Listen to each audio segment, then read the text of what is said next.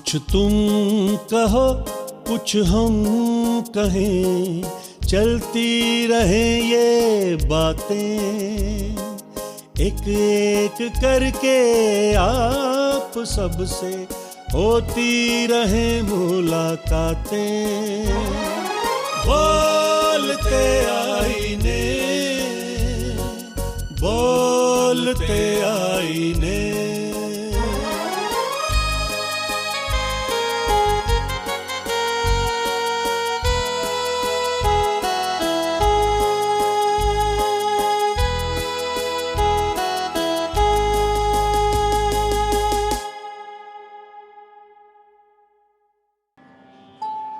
फूल खिल उठे मेरे पैमाने में, आप क्या आए बहार आई मैं खाने में।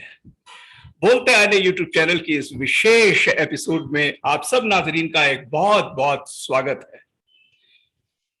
दोस्तों, जिस तरीके से मालूम है कि बोलते आने यूट्यूब चैनल जो है पिछले काफी अरसे से music, dance, theatre, fine arts, literature, human culture, values, educational programme से मुतालिक जितनी भी शख्सियात हैं, बड़ी बड़ी सेलिब्रिटीज हैं, उनसे आपकी मुलाकात हम जुमे के रोज कराते हैं शाम को। और उसी एक श्रृंखला के अंदर एक बहुत बड़ी शख्सियत जो कि सरोद के एक्सपोनेंट हैं, म्यूजिक कंपोजर हैं, वेल नोन गुरु हैं और जाने माने सरोद के प्लेयर एक्सपोनेंट पंडित प्रभात साहब हमारे साथ है। पंडित प्रभात कुमार जी इस वक्त दिल्ली में हमारे साथ जुड़े हुए हैं। आपका बहुत बहुत वेलकम करते हैं।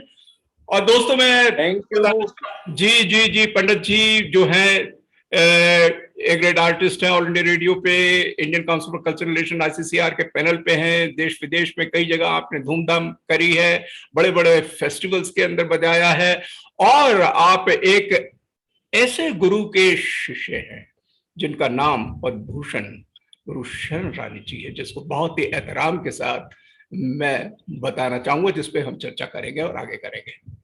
तो इन तमाम बातों के साथ मैं इस वक्त गुजारिश करना चाहूंगा पंडित प्रभात जी से कि पंडित जी, आप ये बताइए कि बोलते आने के इस शो के लिए मैं आपको काफी अरसे से खोज रहा था, लेकिन आपकी मसरूफियात इतनी रही कि टाइम आज ही निकला। और ये जी इंटरव्यू अब शुरू हो रहा है, आप सरोद के साथ भी बैठे हुए हैं, आपसे कई सवालात तो करेंगे और बीच में परफॉर्मेंस भी आपकी होगी। और मैं आपसे इसी वक्त इम्प्रॉम्प्टू कोई गुजारिश करूंगा अपने तमाम जितने नाजरीन की तरफ से, वो आपको जहमत देता रहूंगा। पंडित जी, सबसे पहले ये बताइए कि सरोद को लेके आप बताइए कि सरोद का इंस्ट्रूमेंट जो है ये एक बहुत ही विशेष स्थान रखता है हमारे इंडियन जो म्यूजिक का कल्चर है। और ये इसकी एक हिस्ट्री या एंटिक्विटी कह लीजिए, या कहां से इसका ट्रेवलिंग हुई, शुरू बीच कहां से बोया, कैसी शक्लें अख्तियार करती हैं, क्या मटेरियल यूज करते हैं, किस किस टाइप का होता है, और आज के प्रेजेंट स्टेटस में इसका कुछ डिस्क्रिप्शन भी कीजिएगा पंडित जी। तो पंडित प्रभात कुमार जी प्लीज बताइएगा सरोद के बारे में हिस्टोरिकल पर्सपेक्टिव। पहले तो मैं साहब आपका बहुत बहुत शुक्रगुजार हूँ, बहुत बहुत धन्यवाद देता हूँ कि आज आपने अपने इस बोलते आईने कार्यक्रम में जो विश्वविख्यात है इसमें मुझे आमंत्रित किया। मैं बहुत बहुत आपको धन्यवाद देता हूँ। और मैं अपने ये बोलते आईने के जितने भी दर्शक हैं और बाकी दर्शकों का भी बहुत बहुत थैंक यू कहता हूँ कि वो इसको निरंतर देखते हैं। और मैंने भी अनेक एपिसोड्स देखे हैं और इतना अच्छा और इतना सराहनीय कार्य आप कर रहे हैं जिसकी कुछ हद नहीं, जिसकी जितनी तारीफ की जाए उतनी कम है। A very big thank you to all of you. Thank you ji. और बताइएगा इसकी हिस्ट्री के बारे में। जी जी जी, जो आपने सवाल किया उसके बारे में मैं बताना चाहूंगा कि सरोद जो है वो 2200 साल पुराना हिंदुस्तानी बाजा है। अच्छा, ओके। मैं बहुत आदर के साथ में अपनी गुरुजी को प्रणाम कर रहा हूँ, पद्म भूषण श्रीमती शरण रानी जी, जिनके यहाँ मैं शिष्य हूँ। तो उन्होंने एक पुस्तक लिखी है द डिवाइन सरोद। अच्छा।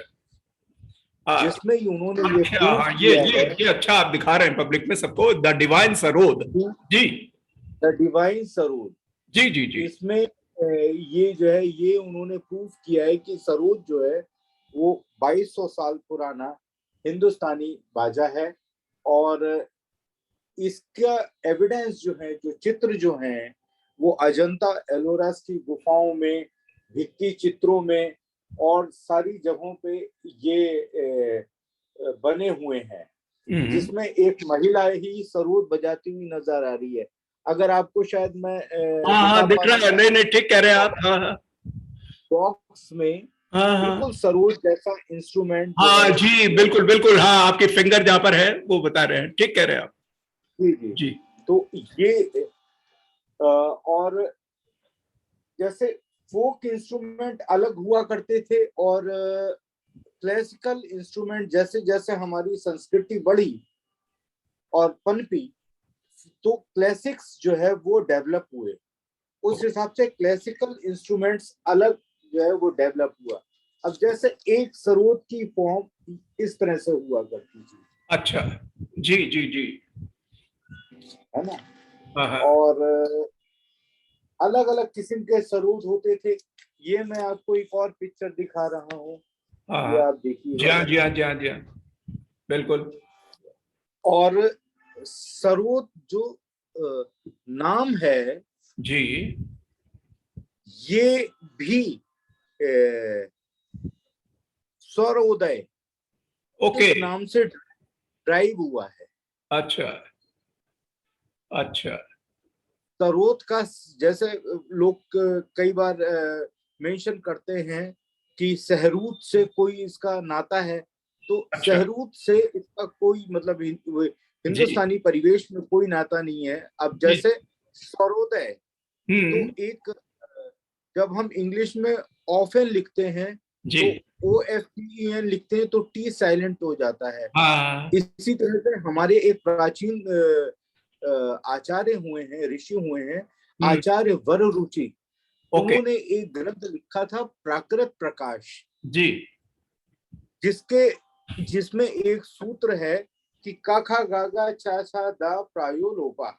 उनकी हम्म बोलचाल की भाषाओं में हम्म, इसका प्रायो लोप हो जाता है। तो जी जी, उसी तरह से जब हमने ड्राइव किया स्वरोदय, हाँ तो हाँ वा का लोप हुआ, सा पूरा हो गया। हाँ हाँ, इसी तरह से जो स्व रो, इधर अन्य शब्द लोप हुआ तो रो रा में ओ की मात्रा ये आ गया और या का लोप हो गया। तो इस तरह से सरोद ये जो था ये पूरा ड्राइव होके ये बना। जी जी जी जी, अच्छा अच्छा तो अच्छा अच्छा, ये तो इसकी टेक्निकलिटी थी। 2200 साल पुराना बाजा है। इसका उस समय नाम जो है वो ऋषियों ने सरोद भी था और चित्रवीणा भी इसको बोला जाता था कहीं पे। अच्छा, ओके ओके ओके ओके। अच्छा पंडित जी, ये बताइए, ये तो हिस्टोरिकल पर्सपेक्टिव बताया, इससे पहले कि मैं आपकी कुछ परफॉर्मेंसेस भी अपने नाजरीन की तरफ से जो चाह रहे हैं हम सुने, कुछ मैं ये भी चाहूंगा कि आपके जीवन के अंदर जो बाल्यावस्था से, जो बचपन से जो है शख्सियात आपके साथ जुड़े, जिनमें आपके माता पिता का बड़ा रोल है, क्योंकि माता पिता भी एक कल्चरल पर्सपेक्टिव से काफी जुड़े रहे, चाहे वो कथक बिल्कुल। थे, चाहे वो कंपोजिंग के उसमें था, कुछ थोड़ा सा वो प्रकाश डालिए। हाँ, नहीं, मेरी संगीत की यात्रा जो है वो बचपन से ही शुरू हुई। मेरे पिताजी एक बाय प्रोफेशन एक एजुकेशनिस्ट थे, कॉलेज के प्रिंसिपल थे, लेकिन म्यूजिक का उन्हें बहुत जबरदस्त, क्या कहना चाहिए, एक शौक था। म्यूजिक उनके साथ में रहा, तो वो ये चाहते थे कि हमारा एक बच्चा म्यूजिशियन बने। क्या बात है। तो चूंकि मैं शाहजहांपुर में रहता, शाहजहांपुर का हूँ हाँ, मैं, लखनऊ और बरेली के बीच में एक छोटी जी सी हाँ, जगह है, बड़ी पॉपुलर जगह है शहीदों जी। की नगरी। जी शहीदों की नगरी, जहाँ के जी, राम प्रसाद बिस्मिल, अशफाकुल्ला अरे खां, वाह वाह रोशनदास वाह, खुदी, क्या बात है। ये लोग जो थे वो हैं।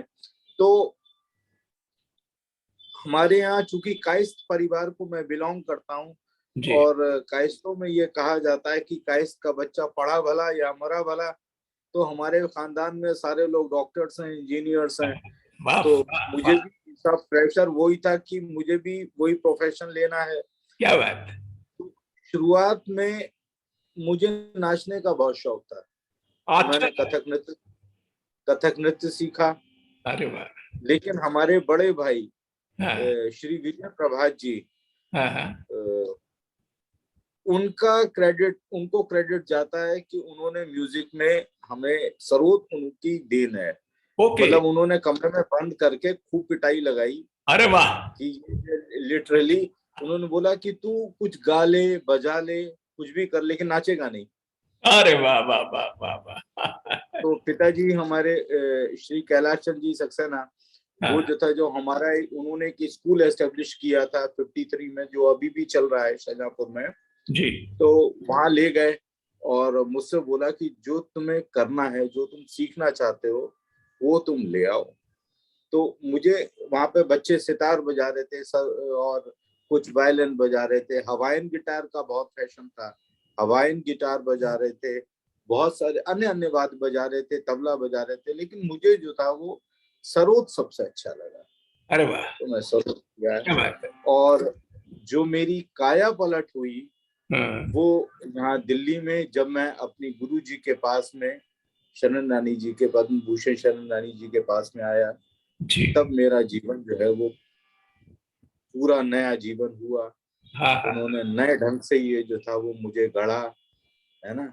हाँ जो हाँ मेरी पहले की प्रतिमा थी, है ना, हाँ उसको तरह तरह से कूट के वो हाँ। मिट्टी तैयार की, फिर इस रूप में, जिस रूप में मैं हूँ, मुझे ढाला। देखिए, अब इस तक मैं एक शेर अर्ज करना चाहूंगा कि जिनके होठों पे हंसी, पांव में छाले होंगे, हाँ वही लोग तेरे चाहने वाले होंगे। कितनी क्या मुश्किलातों बात के है। साथ आपने कहा ना, जिस तरीके से ठोक ठोक के और आपको आपके ब्रदर ने पिटाई करके, डांट के, सब कुछ आपको संवारा बनाया। तो हाँ वही लोग तेरे चाहने वाले होंगे, जिनके होठों पे हंसी, पांव में छाले होंगे। तो ये शख्सियत जो आपके उभर कर अब आई है, तो वो सब उसी बातों की देन है। वाह। बिल्कुल बिल्कुल। अच्छा पंडित जी, जिस तो तरीके से हमारे सामाइन जितने भी जुड़े हुए हैं वर्ल्ड ओवर आपको देख रहे हैं, हमारी बातें चलेंगी, फिर से हम इन चीजों पर आएंगे जो भी आप नरेट कर रहे हैं। लेकिन इस वक्त जो है हम परफॉर्मेंस को भी जरूर चाहेंगे, क्योंकि सरोद आपके हाथों में है। तो अक्सर हमने देखा है आपका जो स्टाइल है वो माच खमाच पे, तो आज कोई क्लासिकल बंदिश से अगर हम शुरू करें, माच खमाच से, जरूर तो बड़ा जरूर मैं आपको रहेंगे माच आप खमाच हमारे ऊपर, क्योंकि सुनाऊंगा। मेरा मूड आ रहा है कि माच खमाच पे कुछ सुना जाए आपसे। मैं इम्प्रॉम्प्टू पूछ रहा हूं, तो बिल्कुल प्लीज मुश्किलात ना हो बिल्कुल तो बिल्कुल, आपकी। मैं आपको माच खमाच सुनाऊंगा। और ये हमारे घराने का बहुत खूबसूरत राग है। जी जी जी जी जी जी जी जी जी जी मैं आपको जरूर सुनाऊंगा ये जी जी जी माच खमाच। जी।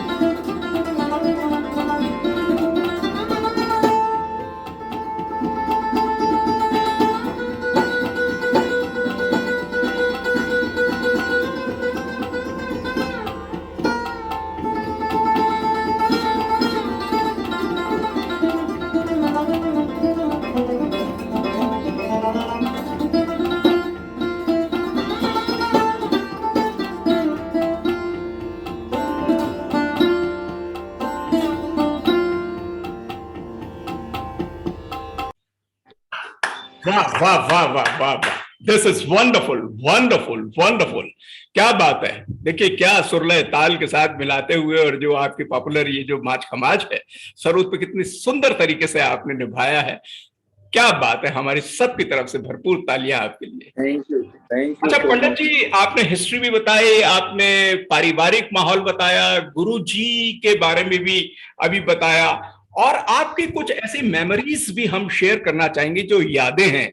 और मैं फिर से आपको मोड़ना चाहूंगा गुरु जी के साथ कि जो उनके बारे में थोड़ा, और उनकी पर्सनैलिटी कैसी थी, व्यक्तित्व कैसा था, आपको बच्चे के तरीके से उन्होंने पाला, आप उधर बल्कि रहते भी थे जहां तक हमने सुना उनके साथ। बिल्कुल बिल्कुल, उसमें थोड़ा प्रकाश 20 सालों उनके घर में ही, 20 सालों में उनके घर में ही रहा हूँ, और बिल्कुल जिसे अपने बच्चे से ज्यादा प्यार देके उन्होंने हमको सिखाया, और हर एक चीज का ध्यान रखना।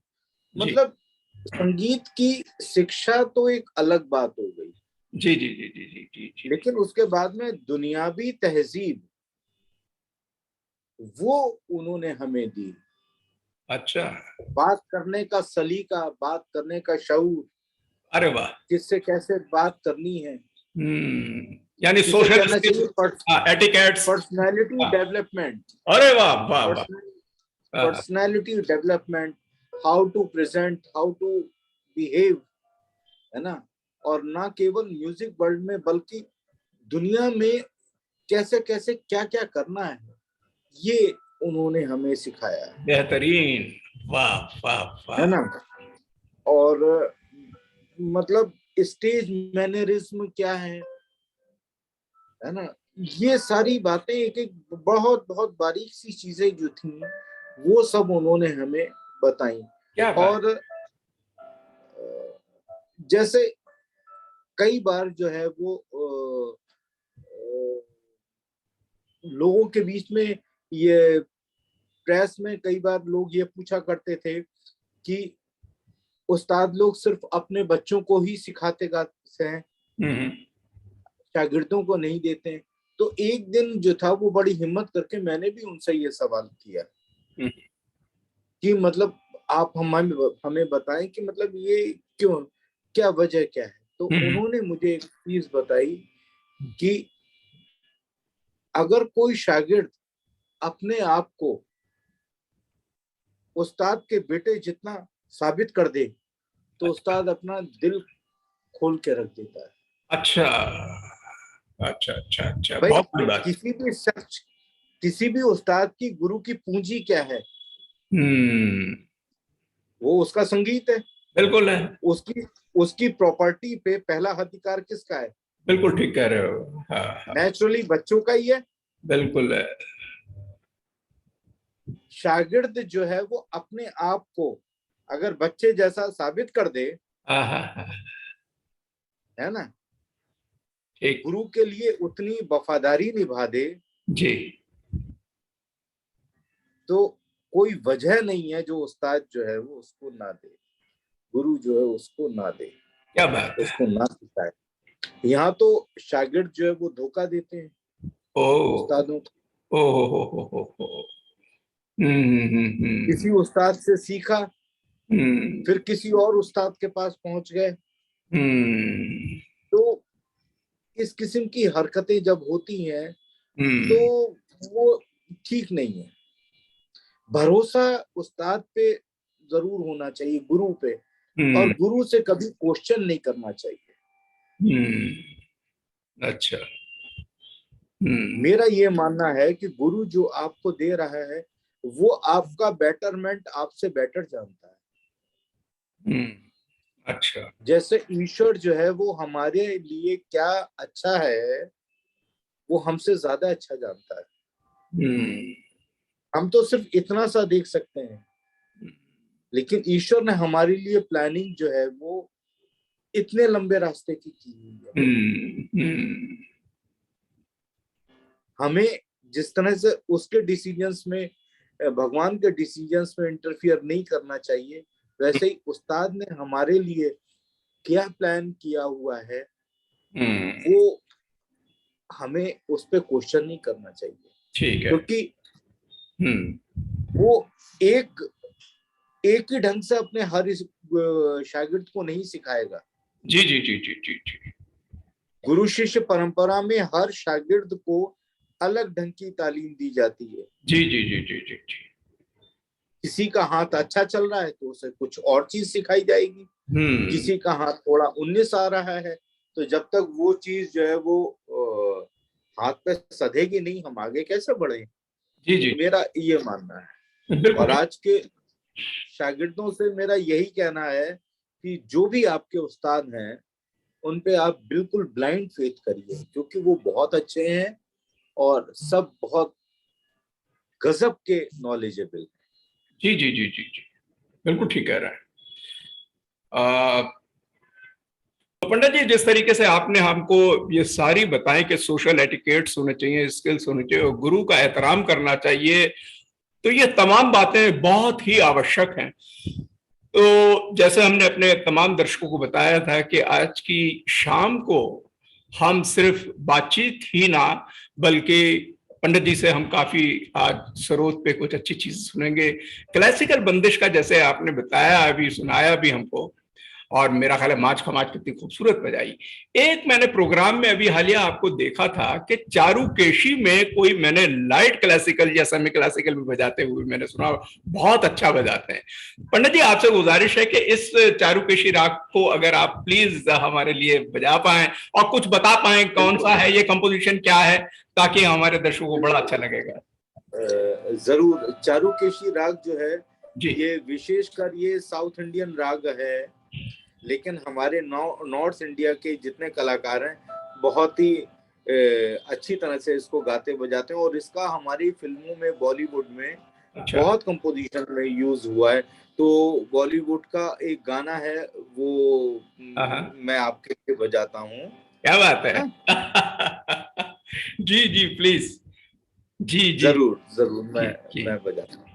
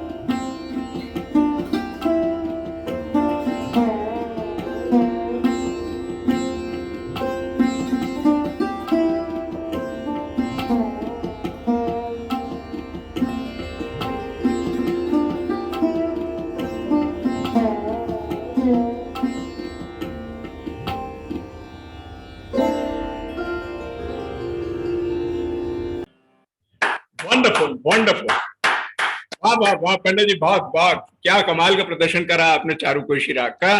और अब मैं अगला जो सवाल जो है मैं आपसे ये पूछना चाहूंगा कि आपने कई फेस्टिवल्स में लगातार बजाया है। अभी मैंने एक काफी बड़ा फेस्टिवल जो आपने शायद 27 अप्रैल को हाजिरी दी जहां पर, और जिसकी बहुत रिपोर्टिंग पड़ी, उसके बारे में थोड़ा सा बताइए।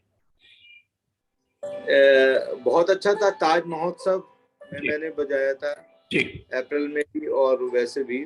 तो बहुत बड़ा विशाल आयोजन था, है ना, और बहुत अच्छा लगा। सरकार बहुत अच्छा कार्य कर रही है जी जी जी। ना, तो उसके लिए ये जो है वो मैं सभी लोगों को बहुत बधाई देता हूँ। हमारे प्रधानमंत्री नरेंद्र मोदी जी बहुत आर्ट एंड कल्चर को बहुत ज्यादा अपलिफ्ट कर रहे हैं, तो उनको भी बहुत मैं धन्यवाद भी देता हूँ।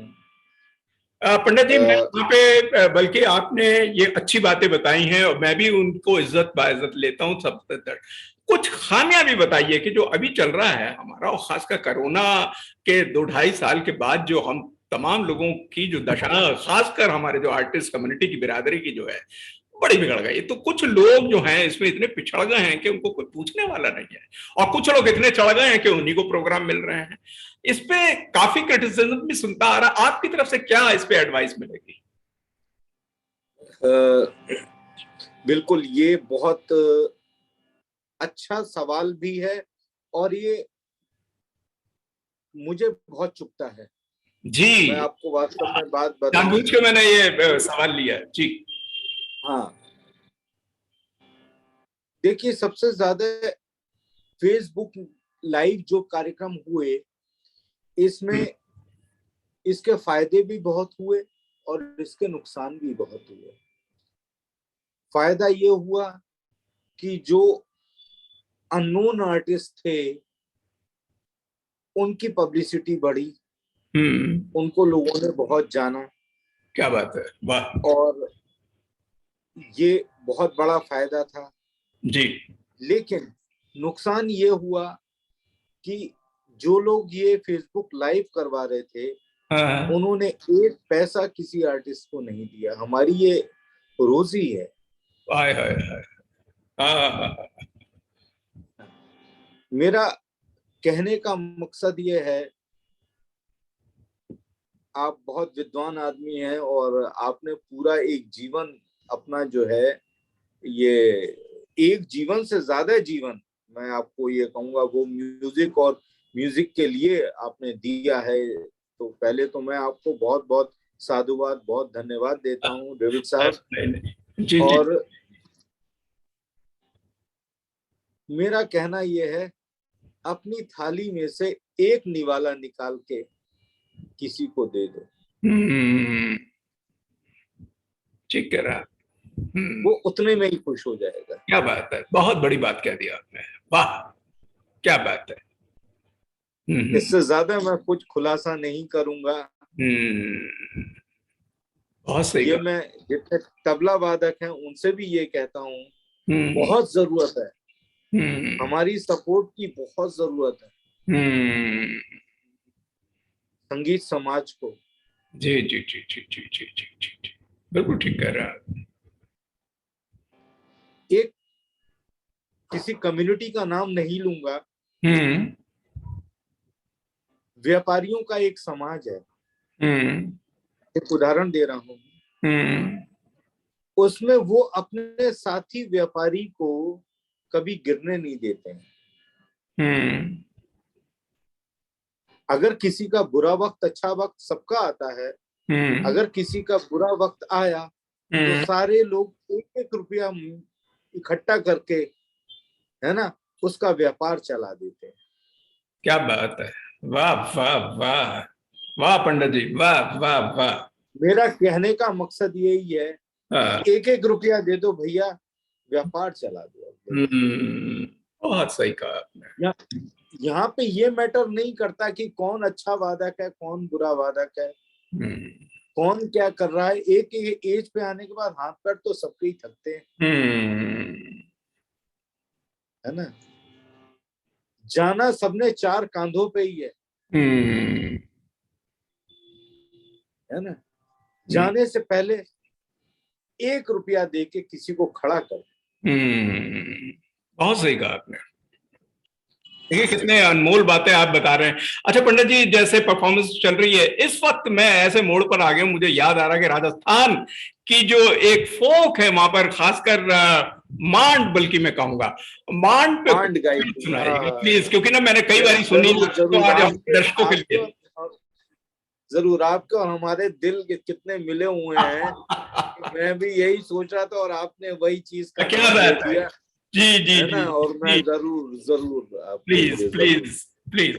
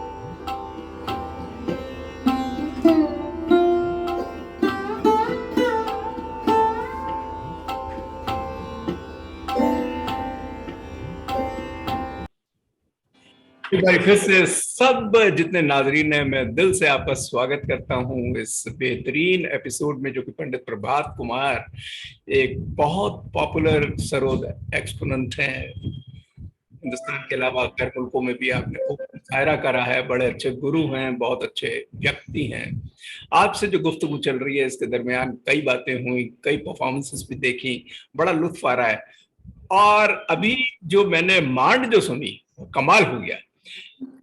अब मैं आपसे पंडित जी ये एक बात पूछना चाह रहा हूं, बल्कि मेरे इस प्रश्न के अंदर दो बातें होंगी।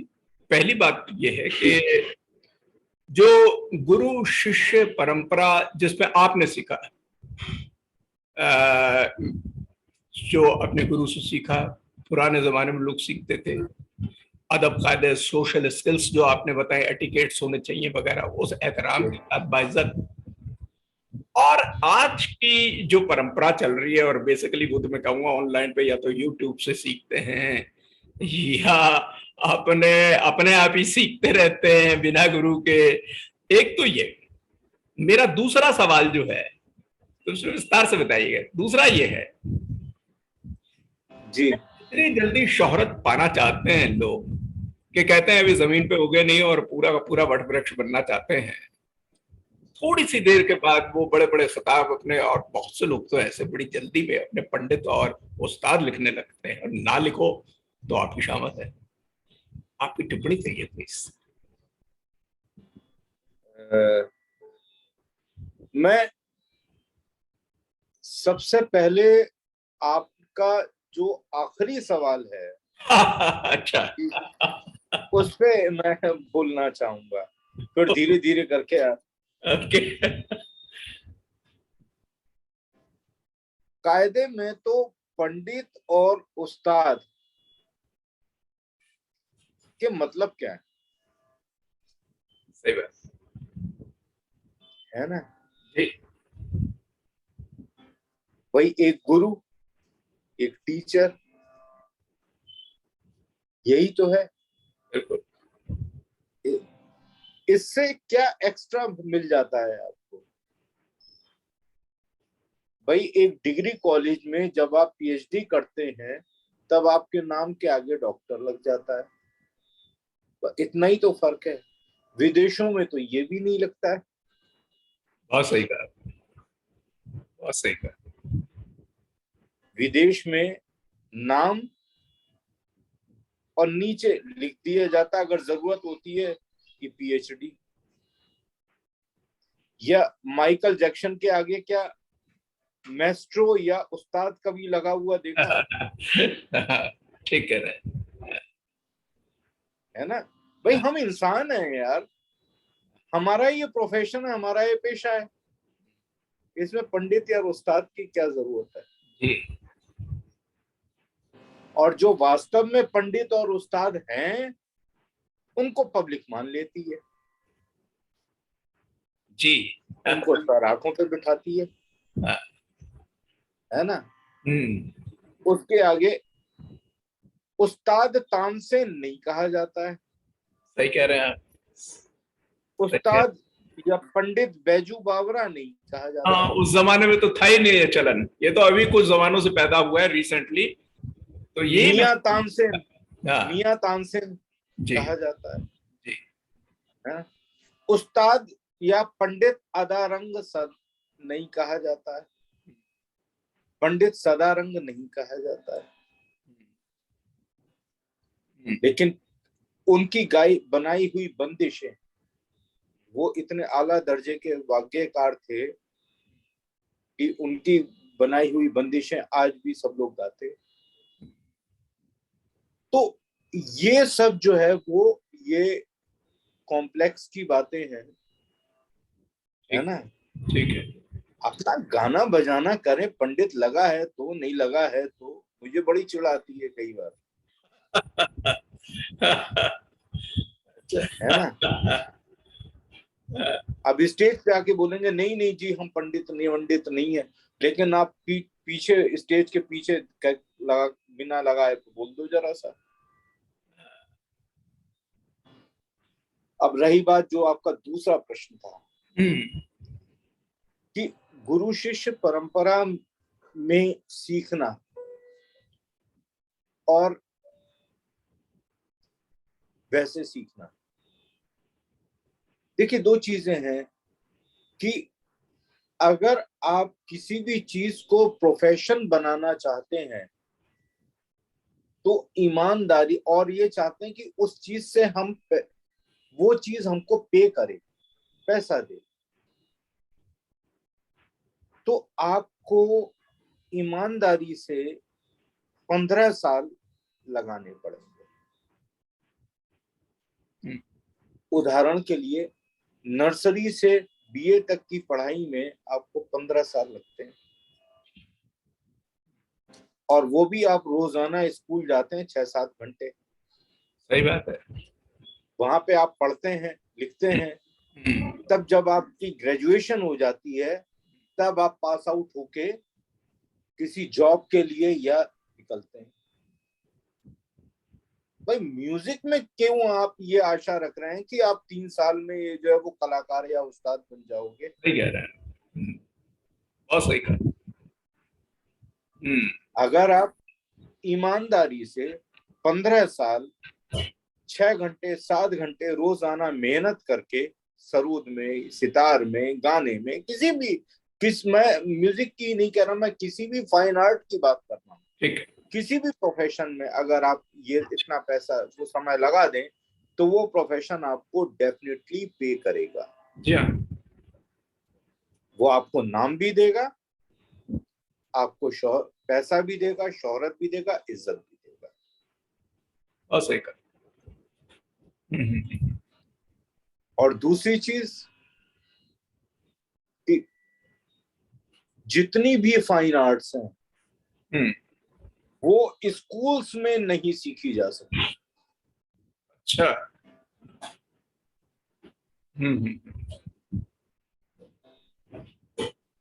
ये सीना बसीना आप अपने उस्ताद के सामने बैठ के ही सीख सकते हैं। अच्छा। YouTube से आपको नहीं आएगी, क्योंकि मिसाल के तौर पे मैं आपको एक बात बताऊं कि रागदारी जो है, राग सिर्फ is not only a combination of notes, but it is a complete personality. सही बात। जैसे आप एक डेविड साहब हैं, आपकी एक आत्मा है, आपका एक स्वभाव है, आपको कुछ चीजें अच्छी लगती हैं, कुछ चीजें बुरी लगती हैं, आपको हंसी आती है, आपको गुस्सा आता है। ऐसे ही राग एक बहुत बढ़िया, बहुत अच्छी एग्जांपल दी आपने। एक कंप्लीट पर्सनैलिटी है, यानी पर्सोनिफिकेशन जो है, ये मतलब एक इंसान है, एक आदमी, एक राग जो है एक आदमी की तरीके का है, व्यक्ति है। बिल्कुल बिल्कुल। अब जैसे राग यमन है, पहले लोगों के गाने बजाने में असर क्यों होता था? क्योंकि वो पहले कहते थे कि ये जो है वो हमारे उस्ताद ने हमें 2 साल तक राग यमन करवाया या राग भैरव करवाया। तो वो क्यों करवाया? इसके पीछे वजह थी। ठीक बात है ना? वो ये था कि आप कम से कम एक व्यक्ति को अच्छी तरह से जान तो लो। क्या बात है, बहुत बढ़िया कहा। वाह। कि यमन का गंधार कैसा लगेगा, उसका गंधार तो समझ लो। यमन का निषाद कैसा लगेगा।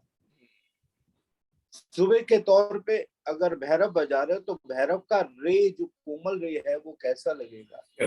ठीक है।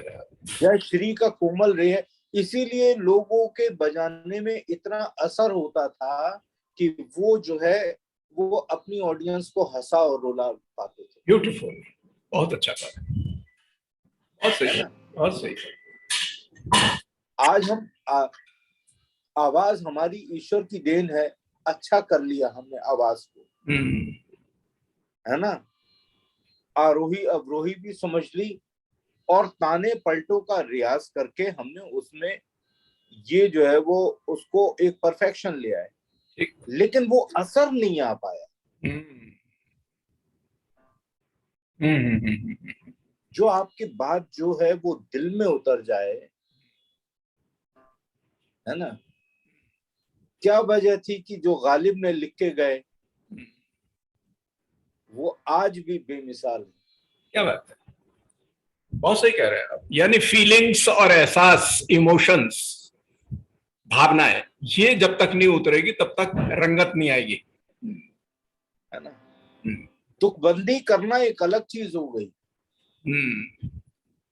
लेकिन एक थॉट प्रोसेस लेके आना, हाँ, पूरा प्रोसेस, चलन जो है, वो थॉट प्रोसेस देता था उस्ताद, वो देते हैं उस्ताद, और वो आता है सब गुरु शिष्य परंपरा, आमने सामने बैठ के, आमने सामने बैठ के। क्योंकि सिर्फ तालीम गुरु आपको गा के बताए या बजा के बताए तभी तालीम हो, ऐसा नहीं होता है। तालीम, आधी से ज्यादा तालीम जो मेरी जो हुई है वो स्टेज पे हुई है।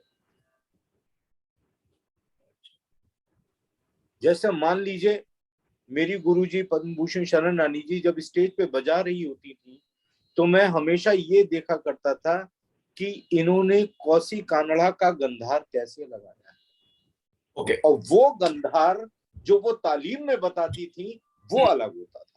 अच्छा, ठीक है। क्योंकि उस समय ऑडियंस का मूड रिफ्लेक्ट किया, कैप्चर हो जाता है मूड, ठीक कह रहे हैं। बिल्कुल ठीक है। और YouTube का सीखना जो है, ये YouTube एक तरह से आर्काइव है। आप अपनी रिकॉर्डिंग लेके YouTube पे डाल दीजिए, ठीक है, लेकिन इससे सीखा नहीं जा सकता, क्योंकि आपको किसी भी स्वर की ग्रेविटी क्या है वो समझ में नहीं आ पाएगी इस चीज से।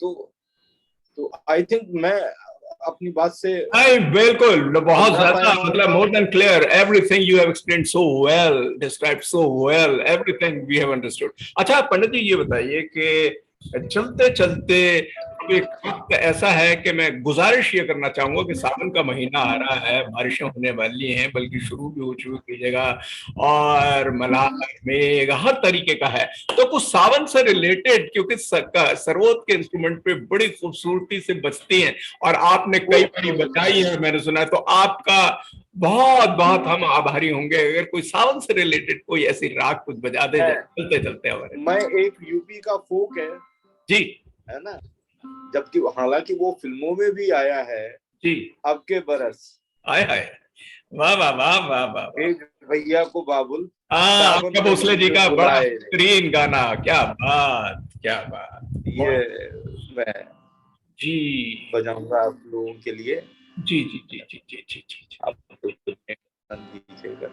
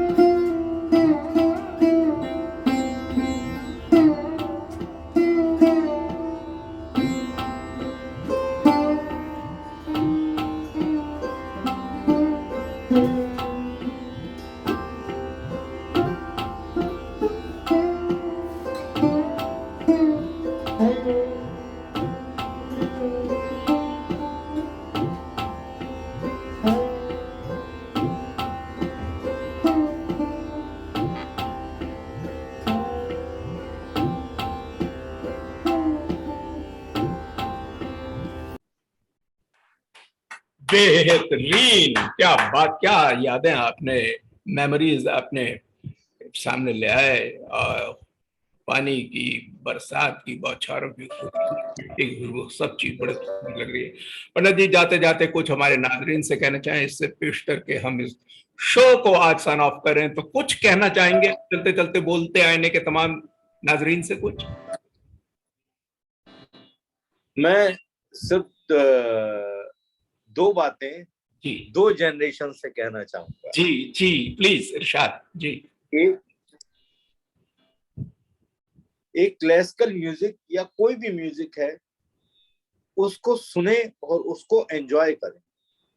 ठीक कह रहे हैं, उसमें इंटीक्रेसीज ना ढूंढे। अच्छा अच्छा। और क्योंकि इंटीक्रेसीज ढूंढने में हम अपना दिमाग लगा देते हैं। जैसे खुदा के बारे में, भगवान के बारे में जानने की कोशिश ना करें, उसको महसूस करें और उससे प्यार करें। इसी तरह से हमारी जो मौसीकी है, इसको जाने ना, अच्छा। इससे प्यार करें, इसको सुने जी, इससे मोहब्बत करें। है। और जो हमारे जो विद्यार्थी हैं, स्टूडेंट्स हैं, जो म्यूजिक सीख रहे हैं, उनसे सिर्फ ये कहना चाहता हूं कि अपने गुरु पर विश्वास रखो। वो बहुत अच्छा, जो भी वो सिखाएं उसको blindly, without any question and without any doubt, आप उसको उतना करें। क्या बात है, मेहनत करें। बेहद खूबसूरती से आपने तमाम बातें बताई। और नाजरीन, मैं बस ये कहूंगा कि ढूंढ उजड़े हुए लोगों में वफा के मोती, ये खजाने तुझे मुमकिन है खराबों में मिले, और अब के बिछड़े शायद कभी ख्वाबों में मिले, जिस तरह सूखे हुए फूल किताबों में मिले। क्या बात। बहुत बहुत शुक्रिया पंडित जी आपके आने के लिए, बोलते आने की शो पे। We enjoyed it thoroughly. And अगर आपकी इजाजत हो तो एक शेर please please please please Pandit ji बताइए प्लीज। कि मिटा दे अपनी हस्ती को, क्या बात, अगर कुछ मर्तबा चाहे। क्या बात है। मिटा दे अपनी हस्ती को, अगर कुछ मर्तबा चाहे, कि दाना खाक में मिलकर गुले गुलजार होता है। So this is wonderful. Our clapping for you। और बोलते आने के तमाम दर्शकों को एक बार फिर से बता दूं कि अगली बार एक नई शख्सियत के साथ फिर से हम मुलाकात करेंगे। तब तक के लिए आपसे इजाजत। शुक्रिया। Thank you very much Pandit ji. Thank you so much. Thank you so much. बोलते आईने, बोलते आईने।